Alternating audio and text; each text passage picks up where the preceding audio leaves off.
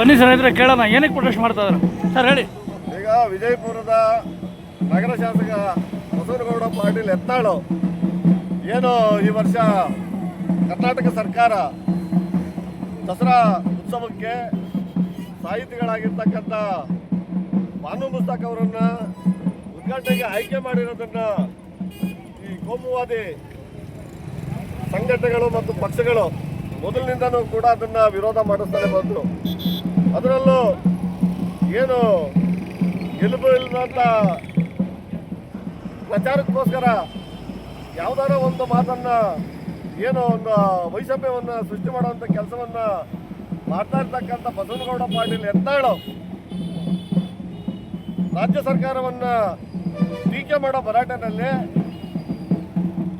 ಏನು ಚಾಮುಂಡೇಶ್ವರಿಗೆ ಪುಷ್ಪಾರ್ಚನೆ ಮಾಡೋಂಥ ಒಂದು ಕಾರ್ಯಕ್ರಮವನ್ನು ಸನಾತನವಾದಿಗಳನ್ನು ಹೊರತುಪಡಿಸಿ ಬೇರೆ ಯಾರೂ ಕೂಡ ಆ ಚಾಮುಂಡೇಶ್ವರಿಗೆ ಪುಷ್ಪಾರ್ಚನೆ ಮಾಡಬಾರ್ದು. ಅದರಲ್ಲೂ ದಲಿತ ಮಹಿಳೆಗೆ ಚಾಮುಂಡೇಶ್ವರಿಗೆ ಪುಷ್ಪಾರ್ಚನೆ ಮಾಡೋವಂಥ ಒಂದು ಅಧಿಕಾರ ದಲಿತ ಮಹಿಳೆ ಕೂಡ ಇಲ್ಲ ಅಂತಂದ್ಬಿಟ್ಟು ಹೇಳೋದ್ರ ಮುಖಾಂತರ ಆತ ಏನು ತನ್ನ ದಲಿತ ವಿರೋಧಿ ನೀತಿಯನ್ನು ಆತ ತನ್ನ ಮಾತುಗಳಲ್ಲಿ ಸ್ಪಷ್ಟಪಡಿಸ್ದ. ಈಗ ಏನು ಆತ ಶಾಸಕನಾಗಿರೋದು ಈ ದೇಶದ ಸಂವಿಧಾನದ ವ್ಯವಸ್ಥೆ ಅಡಿಯಲ್ಲಿ ಆತ ಶಾಸಕನಾಗಿದ್ದಾನೆ.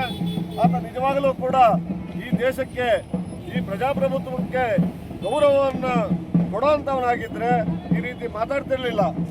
ಹಾಗಾಗಿ ಈ ಭಾರತ ದೇಶದ ಸಂವಿಧಾನಾತ್ಮಕವಾಗಿ ಆಯ್ಕೆಯಾಗಿರ್ತಕ್ಕಂಥ ಬಸವನಗೌಡ ಪಾಟೀಲ್ ಯತ್ನಾಳು ಈ ರೀತಿಯ ಒಂದು ಹೇಳಿಕೆಯನ್ನು ಕೊಡೋದ್ರ ಮೂಲಕ ಆತ ನಿಜವಾಗಲೂ ಕೂಡ ಈ ದೇಶದಲ್ಲಿ ಇರಲಿಕ್ಕೆ ಆತ ಯೋಗ್ಯನಲ್ಲ.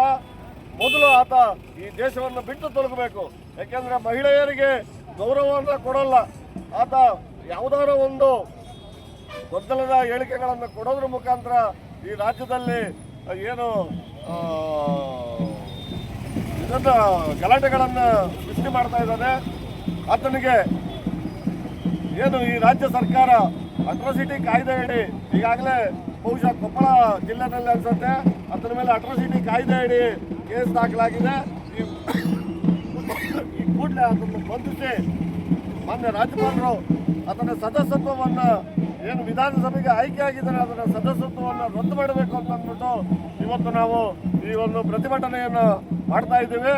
ನಿಜವಾಗಲೂ ಕೂಡ ಬಸವನಗೌಡ ಪಾಟೀಲ್ ಯತ್ನಾಳು ಈ ದೇಶದಲ್ಲಿ ಇರಲಿಕ್ಕೆ ಯೋಗ್ಯನಲ್ಲ.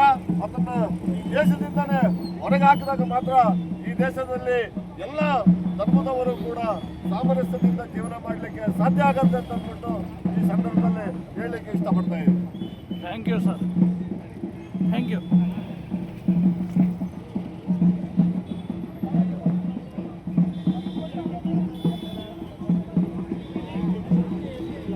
ನಮ್ಮ ಏನು ಯತ್ನಾಳ್ ಅವರಿದ್ದಾರೆ ಅವರ ಒಂದು ಹೇಳಿಕೆಯನ್ನು ಖಂಡಿಸಿ ಇವತ್ತು ಭದ್ರಾವತಿ ನಗರದಲ್ಲಿ ಮಹಾ ಪ್ರೊಟೆಸ್ಟ್ ಮತ್ತು ಯತ್ನಾಳ್ ಅವರ ಒಂದು ಇದನ್ನು ಮಾಡಿ ಸುಟ್ಟಿದ್ದಾರೆ. ಇದು ನಡೆದಿರೋದು ಭದ್ರಾವತಿಯ ರಂಗಪ್ಪ ಸರ್ಕಲ್ನಲ್ಲಿ. ನಮಸ್ಕಾರ.